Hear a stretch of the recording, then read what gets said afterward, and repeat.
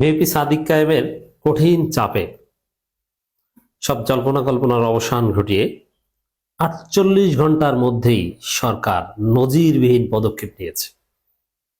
কোনো আইন দিয়ে, কোনো প্রেসিডেন্স দিয়ে, কোনো নজির দিয়ে আপনি সরকারের এই কঠিন পদক্ষেপকে বিশ্লেষণ করতে পারবেন না। এবং এটা ভিপি সাদিক কায়েমই আলটিমেটাম দিয়েছিল স্বরাষ্ট্র উপদেষ্টাকে পাশে বসিয়ে, এবং সেটাই হচ্ছে। সাদিক কায়েম বলেছিলেন, এবং সাদিক কায়েমের অনুসারী কিংবা বিপ্লবীরা সবাই বলেছিল শরীফ ওসমান হাদির উপর গুলির ঘটনাকে কেন্দ্র করে যে আওয়ামী লীগের বিরুদ্ধে কঠিন পদক্ষেপ নিতে হবে, আওয়ামী লীগের সন্ত্রাসীদের গ্রেপ্তার করতে হবে, ফ্যাসিবাদের দোসরদের কোনো ছাড় নেই, স্পষ্ট করে ঘোষণা দেওয়া হয়েছিল। দর্শক, সেই জায়গায় স্বরাষ্ট্র উপদেষ্টার স্পষ্ট ঘোষণা, আওয়ামী লীগ দেখা মাত্রই গ্রেপ্তার। এটা কিন্তু কোনো আইন দিয়ে ব্যাখ্যা করতে পারবেন না। মামলা না থাকলে, অভিযোগ না থাকলে আপনি আওয়ামী লীগ দেখা মাত্র গ্রেপ্তার কেন করবেন? কিন্তু না, আওয়ামী লীগ যে মাপের সন্ত্রাসী দল, হাসিনা এখনো ভারতে লুকিয়ে থেকে যা করছে, তাতে আওয়ামী লীগের প্রাপ্য এটাই। আইনের কোনো ব্যাখ্যা এখানে চলবে না। কেন চলবে না? বাংলাদেশ কোনো আইন অনুযায়ী এখন চলছে না, বাংলাদেশ কোনো সংবিধান অনুযায়ী চলছে না। একটা বিপ্লব হয়েছে, তারপরে হাসিনা ওই সংবিধান নিয়ে পালিয়ে গেছে। এখন সংবিধানের কিছু অংশ চলে, কিছু অংশ চলে না। অনেক আইন চলে, অনেক আইন চলে না।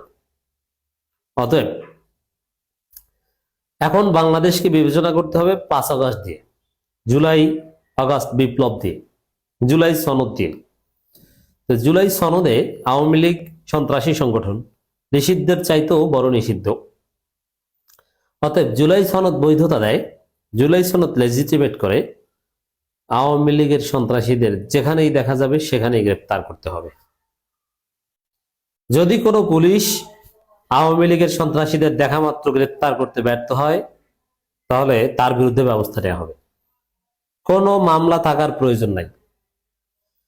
এই ব্যবস্থা, এত কঠিন ব্যবস্থা কিন্তু 5 আগস্টের পরও সরকারিভাবে নেওয়া হয়নি। বিপ্লবীদের কাছে ছিল যে আওয়ামী লীগ যেখানে দেখবেন সেখানেই গণদোলাই। এটা কয়েকদিন ছিল, যেমন 5 আগস্ট, 6 আগস্ট, 7 আগস্ট, 8 আগস্ট, এরকম কয়েকদিন ছিল যে আওয়ামী লীগ দেখলেই গ্রেপ্তার, মায়ের, গ্রেপ্তারও না, মায়ের। কারণ তখন তো পুলিশ ছিল না, এবং যারাই রাস্তাঘাটে বের হয়েছে, সামনে পড়েছে, তারাই মার খেয়েছে। কিন্তু এখন সরকারিভাবে আওয়ামী লীগ দেখা মাত্রই গ্রেপ্তার।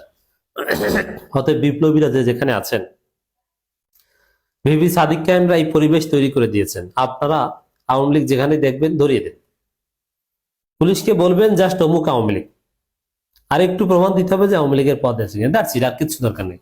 আওয়ামী লীগের পদধারী কাউকে আর বাঁচতে দেওয়া যাবে না, ছাড় দেওয়া যাবে না। এই বাঁচতে দেওয়া মানেই গ্রেপ্তার এড়াতে দেওয়া যাবে না, তাকে জেলে থাকতে হবে।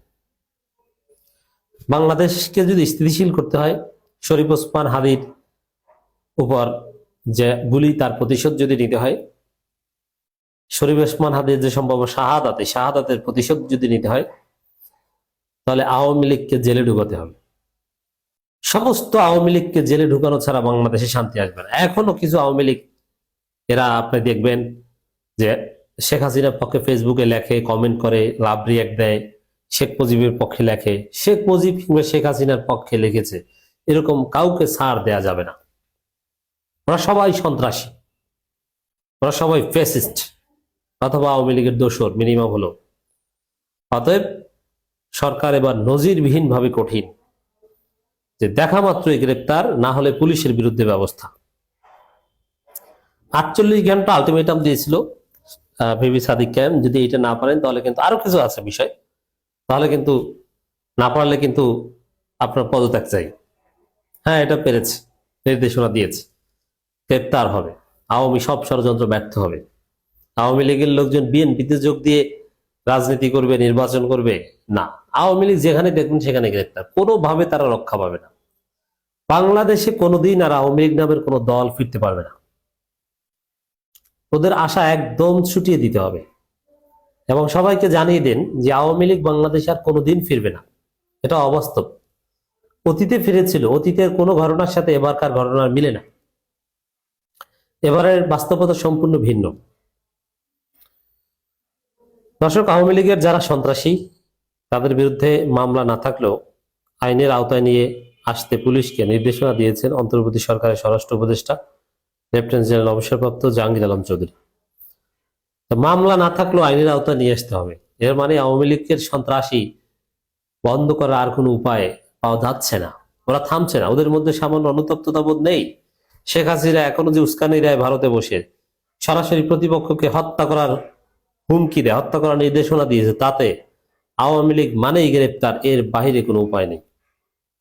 আইনের আওতায় না আনলে পুলিশ কর্মকর্তাদের বিরুদ্ধে ব্যবস্থা নেওয়া হবে। অতএব করে পুলিশ যদি সফট কর্নার দেখায়, রংপুরের এসপি হোক আর যা হোক, সরকারি ব্যবস্থা নেবে, তাতে বিপ্লবীদের গণধোলাই লাগবে না। আওয়ামী লীগের দোষর অনেক পুলিশ রয়েছে, সেই পুলিশদেরকে প্রয়োজনে চিহ্নিত করে সরকারের কাছে লিস্ট দিতে হবে। নারায়ণগঞ্জে এক অনুষ্ঠান শেষে পুলিশকে নির্দেশনা দেয় স্বরাষ্ট্র উপদেষ্টা। অতএব আমরা দেখতে চাই, প্রত্যেকদিন হিসাব করতে চাই কতজন আওয়ামী সন্ত্রাসী গ্রেপ্তার হয়েছে। আর এখানে পুলিশ শুধু গ্রেপ্তার করবে তা না, জনগণের দায়িত্ব ধরিয়ে দেয়া। আপনার আশেপাশে আপনার প্রতিবেশী আওয়ামী লীগের পদধারী ছিল, দেখা মাত্রই ধরিয়ে দেন, পুলিশকে খবর দেন, বাসায় ঘুমালে রাতে এসে ধরে নিয়ে যাবে। বাংলাদেশে সুষ্ঠু নির্বাচন করতে হলে, নির্বাচন বানচালে যে আওয়ামী ষড়যন্ত্র, এটাকে প্রতিহত করতে হলে আওয়ামী লীগকে দেখা মাত্র গ্রেপ্তার করা ছাড়া কোনো উপায় নেই। এখন তো বলছে দেখা মাত্র গ্রেপ্তার, ওরা যদি বেশি বাড়ে তাহলে দেখা মাত্র গুলি করার নির্দেশনাও আসতে পারে। তো দর্শক, এখানে এই স্বরাষ্ট্র উপদেষ্টা তাকে ছাত্র আটকে ধরেন, জিলব্বতির সময় লুট হওয়া অস্ত্র, আওয়ামী লীগ ওসমান পরিবারের সদস্য এবং তাদের সহযোগীদের গ্রেপ্তার, সীমান্তে নিরাপত্তা বাড়ানো, ওসমান হাদির উপর হামলা, মূল আসামি গ্রেপ্তার, থানা ও আদালতকে রাজনৈতিক বলয় মুক্ত রাখা সহ ছাত্র অনেক দাবি জানান। দাবিগুলো যৌক্তিক উল্লেখ করে স্বরাষ্ট্র উপদেষ্টা বলেন, এসব দাবি বাস্তবায়ন ইতিমধ্যে কিছু পদক্ষেপ নেওয়া হয়েছে। পুলিশি মামলা নেই বলে আওয়ামী লীগের সন্ত্রাসীদের গ্রেপ্তার করছে না বলে দাবি করেন ছাত্র নেতারা। আর প্রথম দিকে তো বিএনপি মামলা করেছিল, পরে তো বিএনপি সিদ্ধান্ত নেয় যে মামলা তো করবি না, মামলা যা করেছিল ওগুলো উঠিয়ে নিবে, বিএনপি ক্ষমতা আসলে আওয়ামী লীগের বিরুদ্ধে কোনো মামলা থাকবে না, এটা বিএনপির অবস্থান।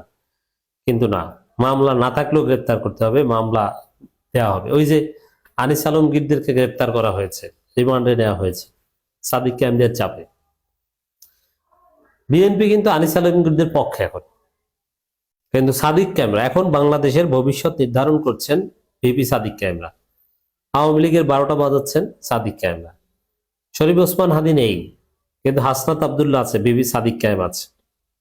ইন্ডিয়ান হেজিমনি মুক্ত বাংলাদেশ গঠনে চূড়ান্ত পদক্ষেপ নিয়েছে সাদিক ক্যামেরা। সাদিক ক্যাম্পদের কারণে আওয়ামী লীগ আর কোনোদিন আসতে পারবে না, ভারতের হেজিমনি বাংলাদেশে আর কোনোদিন রিএস্টাবলিশড হবে না, এটা স্পষ্ট হয়ে যাচ্ছে।